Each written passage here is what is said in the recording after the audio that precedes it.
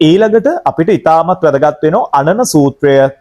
මේ අනන සූත්‍රයේදීත් ආර්ථිකයට වැදගත් ඉතා වැදගත් තොරතුරක් තියෙනවා. චතුර්විධ සුඛ. පුද්ගලයෙක් ලබන්න පුළුවන් චතුර්විධ සුඛ තමයි අත්ති සුඛ, භෝග සුඛ, අනන සුඛ, අනවජ්‍ය සුඛ. අපේ සමාජයේ නැතිම කාරණාවන් තමයි මේ චතුර්විධ සුඛය. අත්ති සුඛය කියන්නේ තමන් ධාර්මිකව උපයාගත් ධනය ඇතැයි සිතීමෙන් ලබන සතුට. භෝග සුඛය කියන්නේ නිවැරදි උපයාගත් ධනය ධාර්මිකව පරිභෝජනයෙන් ලබන සතුට. තුන්වෙනි එක ඉතාමත් වැදගත් වෙනවා ජීවිතේට අනන සුඛ කිසිවෙක්ට ණය නොමැතිවීම තුලින් ලබන සතුට. හතරවෙනි කාරණාව තමයි පුතේ අනවජ්‍ය සුඛ නිවැරදි දීපේවතක් ගත කිරීමෙන් ලබන සතුට. සමාජයේ බෞද්ධ දර්ශනය තුලින් මේ බොහෝ ආර්ථික උපදේශකයන් ආර්ථික දේශකයන් විසින් මේ වගේ කාරණාවන් දරුවන්ට උගන්වන්න ඕන. ප්‍රධාන වශයෙන්ම ආර්ථිකයකට ඉතාමත් වැදගත් කන්සෙප්ට් වෙන්නේ වේවා. බොරු පොතපතේ දැනුම විතරක් දරුවෙක්ට මදි සාර්ථක ව්‍යවසායකයෙක් වෙන්න. ඒ සඳහා සීලය තුලින් ලබන භෞතික සංවර්ධනය වැදගත් වෙනවා. ඉතින් පාසල් පද්ධතිය තුල මේ විෂයන් තුල අන්තර්ගත කරලා තිබ්බට ඇතැම් දුර්වල ඉගැන්වීම් ක්‍රමය නිසා තමයි සමාජයේ මේ තොරතුරු සමාජගත වෙන්නේ නැත්නම් මම හිතන පාඩම් පොත්වල මේ කාරණාවන් අන්තර්ගත වෙලා තියෙනවා. එහෙනම් අපි ගමු අනන සුඛය. නේද? අපේ හොඳම මිතුරා ගේනවා ලැම්බෝගිනියා. නේද? ඉතින් ඒක දිහා බලලා අපිට ආර්ථික ශක්තියක් නැති වුණත් අපිත් ගේන උත්සාහ කරනවා ඊට හා සමාන වාහනයක්. එතකොට මොකද වෙන්නේ පුතා? ලීසින් කම්පැනි එක සම්බන්ධ කරලා ලීසින් කරනවා. වාහනේ ලක්ෂ 50යි ගෙවල ඉවර වෙද්දී පුතා 1,20,000ක වගේ ප්‍රමාණයක් ගෙවලා ඉතින් පුතේ ඔබ ඒ තැනම ඔබේ ජීවිතයේ ආර්ථික පරිහානියක් කරා ගමන් කරලා ඉවරයි. එහෙනම් අනන සුඛය කිසිවෙක්ට ණය නොමැතිවීම තුලින් ඔබට සුව පහසුවෙන් ජීවත් වෙන්න පුළුවන්. මනස නිරෝගී කරගන්න පුළුවන්. ණය ගැනීම වරදක් නෙවෙයි. ණය අරගෙන ඔබ ඒ යොදවන්නේ කුමකටද? ඔබ ණය වෙලා වාහනයක් අරගෙන එය සංචාරක කර්මාන්තය යොදා ගන්නවා නම් ගැටලුවක් නැහැ. හැබැයි ණය වෙලා ඔබ කාර් එකක් අරගෙන ට්‍රිප් යනවා නම් ඒක ඔබේ ආර්ථිකයට වැදගත් වන්නේ කොහොමද වගේ ඔබට මේ වගේ හිතන්න ගොඩක් දේවල් අපි බෞද්ධ දර්ශනය තුලින් ඉගෙනගෙන තියෙනවා. එහෙනම් පොඩි කාන්දල පුතේ කිසිවෙක් ණය වෙන්න එපා. අපි පළවෙනි එක ගත්ත අතිති සුඛ ධාර්මිකව ධනෙ ඉපීමෙන් ලබන සතුට අපේ ජීවිතේ ඉතාමත් වැදගත් වෙනවා. එහෙනම් ධනෙ ඉපීමේදී නිතරම උත්සාහ කළ යුතුයි වංචාවෙන් තොරව. අපිට ඒ සඳහා තියෙන තුලාකූට, මානකූට, කංශකූට ආදී වශයෙන් අපි බුදුදහමේ පොඩි ක්‍රන්තිවල ඉගෙනගෙන තියෙනවා. ඒවා තම ප්‍රායෝගික ජීවිතයේදී අපි අනුගමනය කරන්න ඕන. හේතුව තමයි ඔබ කොතරම් ධනෙ ඉපෙව්වත් වැඩක් නැහැ වංචාවෙන් ඒ ආදී කාර්යයන් වලින්. ඉතින් ඒ තමයි සමාජයේ ගොඩක් අය පිරිහෙන්න බලපාන හේතු වෙන්නේ. මම අද නොදකින පැතිකඩක් ඔබට පෙන්වා දෙන්න උත්සාහ කළේ බොහෝ මිනිසුන් ව්‍යාපාර අසාර්ථක කරගන්න, බොහෝ මිනිසුන් ව්‍යාපාර ලෝකයේ තුල අසාර්ථකීන් බවට පත් වෙනවා. සාර්ථක කිහිප දෙනෙක් පමණයි රැඳෙන්නේ. ඉතින් මේකට හේතුව තමයි බෞද්ධ දර්ශනය ව්‍යාපාර තුල නොමැති වීම. ඉතින් හොර ක්‍රම, ඊට පස්සේ විවිධ කූට වංචාවන් ඒ වගේ දේවල් නොකර ඔබ සාර්ථක ව්‍යවසායකෙක්, සාර්ථක දක්ෂ පුද්ගලයෙක් බවට පත් වෙන්න ආර්ථික දියුණුවක් ලං කරගන්න මේ බෞද්ධ ආර්ථික දර්ශනය ඉතාමත් වැදගත් වෙනවා. ඔව්, දැන් අපි ගමු අරය පරේෂණ සූත්‍රය. කාලාම සූත්‍රය නිතරම සමාජ මාධ්‍ය ඇසුරින් පුතේ ඔබ ආර්ථිකයේ දියුණු කර ගැනීමේදී සැලකිලිමත් වෙන්න ඕන. ඔබ පරිස්සම් වෙන්න ඕන. හැම දෙයක්ම සාපේක්ෂකයි. තව කෙනෙක්ගේ ආර්ථික රටාව ඔබට ගැලපෙන්නේ නැහැ. ඔබ ඔබේ මහ පොළවේ යථාර්ථය. ඊට පස්සේ ආර්ථිකයක් සඳහා ප්‍රධාන වශයෙන්ම වැදගත් වෙන ඔබ ජීවත් වෙන ප්‍රදේශය. ඔබ ජීවත් වෙන්නේ කුරුඳු සහිත කුරුඳු වගේ කර්මාන්තයක් තියෙන ප්‍රදේශයක නම් ඔබ නිර්මාණය කළ යුත්තේ ඒ සඳහා ආයෝජනයන්, ඒ සඳහා ව්‍යවසායකයන්. ඔබ ජීවත් වෙන්නේ පොල් වත්තක් තියෙන ප්‍රදේශයක නම් ඔබට පොල් ප්‍රොඩක්ට්ස් අලුත් නිර්මාණයන් ඔබට කරන්න පුළුවන්. හැබැයි ඔබ සමාජ මාධ්‍යයට ගියොත් ඔබ පොල් වත්තක් මැද්දේ ඔබ පොල් ගස් කපල හෝටලයක් ගහන තත්ත්වයටපත් වෙන්න පුළුවන්. එතකොට ඔබගේ සාර්ථක ව්‍යවසායකෙක් වෙන්නේ නැහැ. අදාළ ප්‍රදේශය පසුබිම එනම් ඔබ තේරුම් ගත යුතුයි ඔබ ජීවත් වෙන වටපිටාවත් මෙන්න මේ බෞද්ධ ආර්ථික දර්ශනය සඳහා වැදගත් වෙන බව බුදුරජාණන් වහන්සේ පෙන්වා දීලා තියෙනවා. එහෙනම් මෙන්න මෙහෙම උදාහරණයක් ගත්තොත් මම අහන පුතාලට දෙනවා ලක්ෂ 5ක්. අපි කිව්වොත් එහෙම පුතා මේ ලක්ෂ 5 අරගෙන කැමති දෙයක් කරන්න. පුතා මම දන්න අපි ගමු පුතාලා දැන් හිතන්න බාන මොකද්ද පුතාලා කරන්නේ? ඔව් බොහෝ දරුවන් කියයි පිරිවි ළමයෙක් නම් මම බයික් එකක් ගන්නවා. තව දරුවෙක් අපිට කියන්න පුළුවන් ගැහැණු දරුවෙක් ගත්තොත් එහෙම මම iPhone එකක් ගන්නවා. තව දරුවෙක් තව ආදී වශයෙන් තමන්ගේ ආශාවන් ඉටු කරගන්න පුළුවන්. ඒ තමයි ඔබ නියෝජනය කරන ධනවාදී වෙළඳපොළ ආර්ථිකය.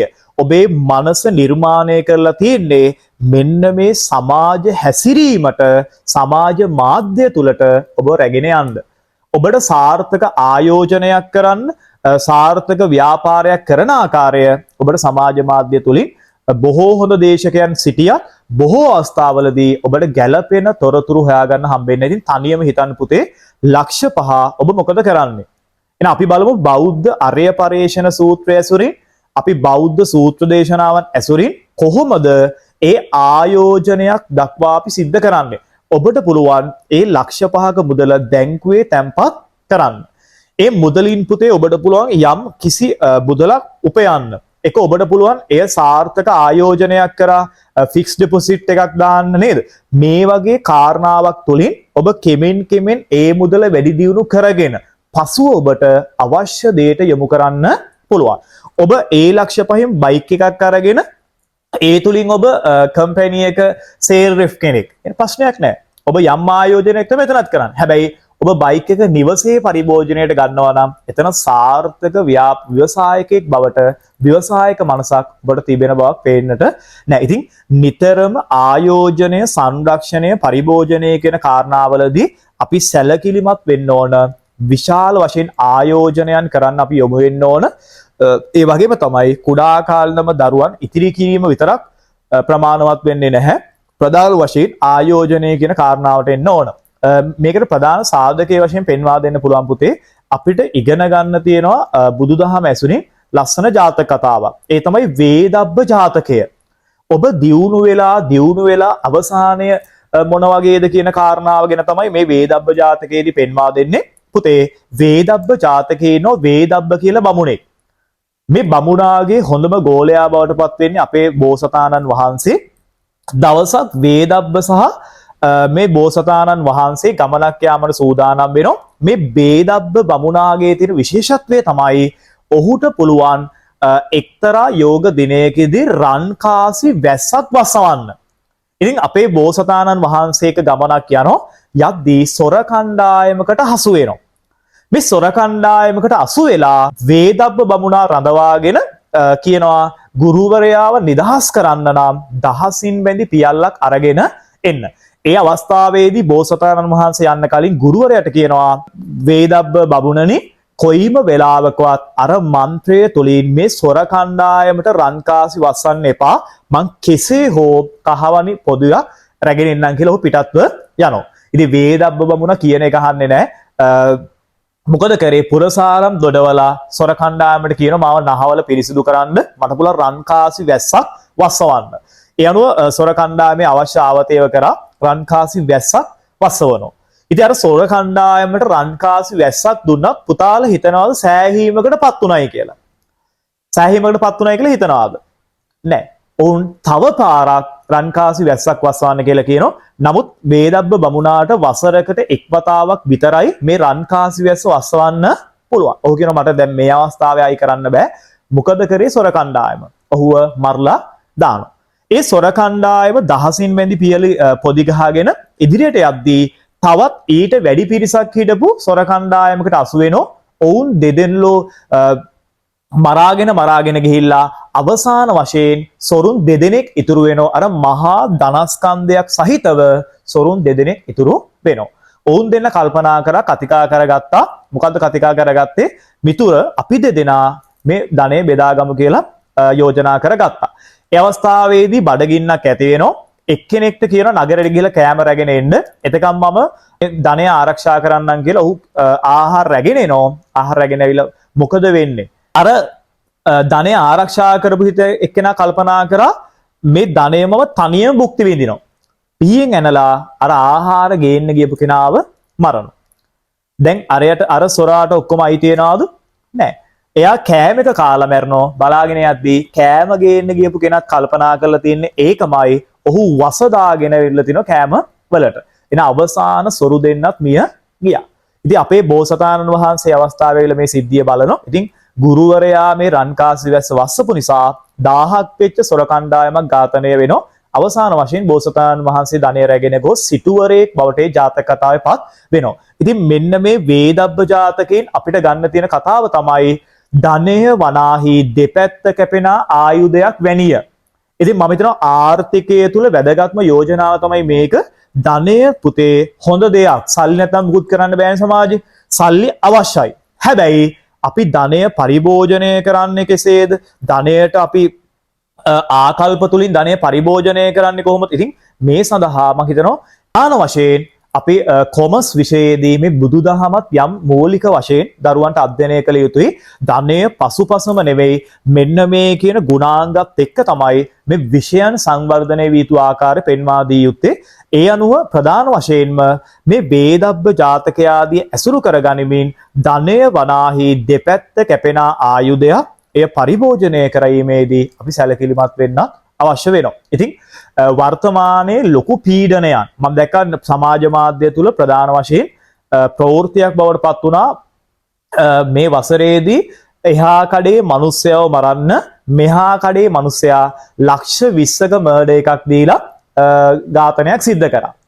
ඉතින් පුතේ ඒකෙදි අපිට ගන්න තියෙන ප්‍රධාන දේ තමයි මෙහා මාළු කඩේ ව්‍යාපාරිකයා වැඩිපුර හොඳට මාළු විකුණනෝ එහා පැත්තේ ව්‍යාපාරිකයාට ඉරිෂියාව මරා ගන්න බැරුව අර මිනිස්සයව ඝාතනය කරනවා. එතනදී මොකද වෙන්නේ පුතේ? ඒ එක් මිනිස්සේ ජීවිතක්ෂරපත් වෙනවා. අනිත් මිනිසයා ජීවිතාන්තය දක්වා සිරගත වෙනවා.